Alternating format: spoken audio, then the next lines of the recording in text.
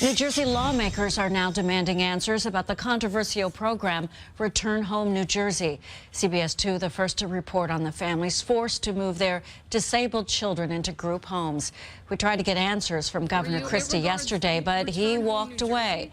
So our Jessica Schneider continued her reports, taking the issue to the legislators. Sympathy from New Jersey lawmakers who have seen our stories and heard from the family members of disabled adults like Drew Adams and Kara Anderson. Now, as the fall legislative session begins, Democrats and Republicans are working to overturn the state's decision to take them out of their treatment facilities and put them into group homes. I'm a parent, and I understand exactly where these individuals are coming from, and I'd be doing the same thing if my child was in their situation.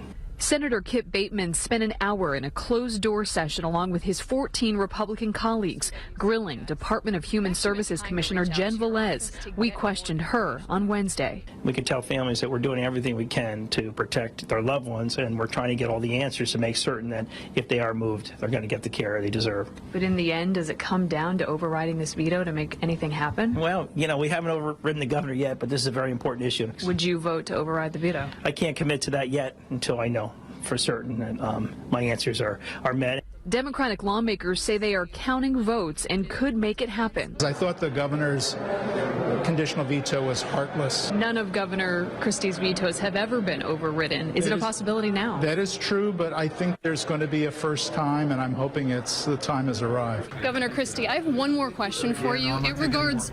Governor Christie refused to answer our questions Wednesday, and his administration insists the transfers need to happen to comply with federal law and cut costs. We had a special election this year that cost an additional $24 million. It was okay to do that, but when you're dealing with flesh and blood issues, we're not willing to spend the money. It just seems an inappropriate set of priorities. Lawmakers tell me they need to act fast, and a vote to override Christie's veto could come as soon as next week. In Trenton, Jessica Schneider, CBS 2 News. Commissioner Velez has promised to meet with some families affected by this next week.